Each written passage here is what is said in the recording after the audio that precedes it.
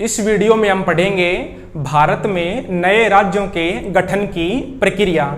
और नए राज्यों के गठन के अंतर्गत दो या दो से अधिक राज्यों को मिलाकर के किसी एक राज्य का निर्माण करना या किसी एक राज्य का विभाजन करके दो राज्यों का निर्माण करना या किसी राज्य के नाम में या उसके क्षेत्र में परिवर्तन करना, ये सभी बातें इसमें शामिल होती हैं। तो भारत में नए राज्यों के गठन की जो प्रक्रिया है वो संसद के द्वारा संपन्न की जाती है। यानी कि भारत में नए राज्यों का गठन करना या उनके नाम में परिवर्तन करना संसद का कार्य होता है। अब संसद नए राज्यों का गठन किस प्रकार करती है वो अब आगे देखते हैं। तो जो नए राज्यों का गठन है या उनके नाम में परिवर्तन है या उनकी सीमा में परिवर्तन है, उससे संबंधित प्रस्ताव राष्ट्रपति की पूर्वानुमति से बनाया जाता है। राष्ट्रपति की पूर्वानुमति से संबंधित प्रस्ताव तैयार किया जाता है। संबंधित प्रस्ताव तैयार किया जाता है और ये जो प्रस्ताव है यह केंद्रीय मंत्रिपरिषद द्वारा तैयार किया जाता है। नए राज्यों के गठन से संबंधित जो प्रस्ताव होता है वह राष्ट्रपति की पूर्व अनुमति से केंद्रीय मंत्रिपरिषद द्वारा तैयार किया जाता है। अब जो ये प्रस्ताव है इसको राज्य विधानमंडल के पास भेजा जाता है, या राज्य सरकार बोल लो या राज्य विधानमंडल एक ही बात है। राज्य विधानमंडल के पास भेजा जाता है और इस प्रस्ताव को जब राज्य विधानमंडल के समक्ष रखा जाता है, राज्य विधानमंडल में प्रस्तुत किया जाता है, तो राज्य विधानमंडल के पास दो विकल्प होते हैं, दो ऑप्शन होते हैं। या तो विधानमंडल इस प्रस्ताव को पारित कर दे या इसको पारित न करे। इन दोनों ही परिस्थितियों में इस प्रस्ताव पर कोई इफेक्ट, कोई प्रभाव नहीं पड़ता है। भले ही विधानसभा इस प्रस्ताव को पारित करे या ना करे, उसके बाद यह प्रस्ताव फिर से केंद्र सरकार के पास जाता है।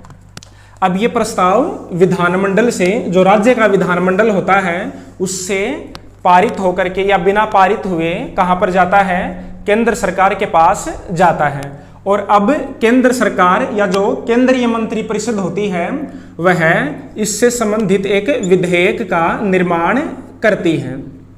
संसद में कोई भी कार्य विधेयकों द्वारा संपन्न किया जाता है। अगर संसद में कोई भी कानून बनाना है या कोई भी संविधान संशोधन करना है तो उसके लिए एक विधेयक तैयार किया जाता है।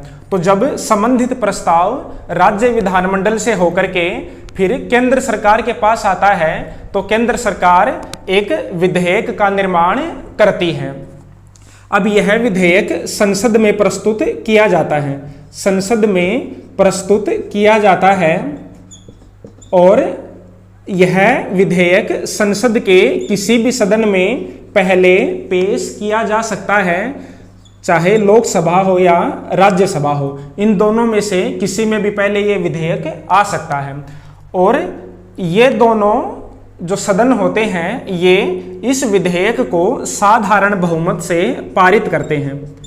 साधारण बहुमत से पारित करते हैं। माना यह विधेयक पहले अगर लोकसभा में आता है तो लोकसभा इसको साधारण बहुमत से पारित करती है, उसके बाद ये राज्यसभा में जाएगा और राज्यसभा भी इसको फिर साधारण बहुमत से पारित करती है।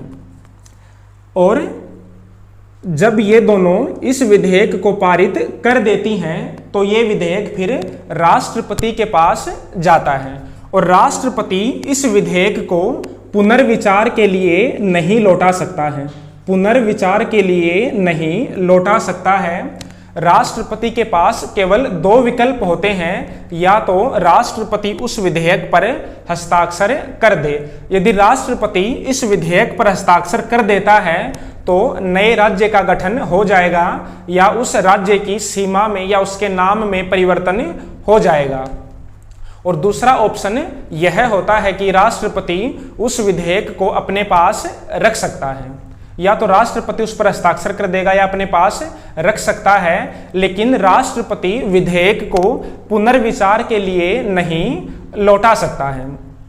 इसके अलावा जब यह विधेयक लोकसभा और राज्यसभा से अलग अलग पारित होता है तो राष्ट्रपति के पास जाता है, लेकिन लोकसभा और राज्यसभा की यहाँ पर संयुक्त बैठक नहीं हो सकती है, संयुक्त बैठक नहीं हो सकती है।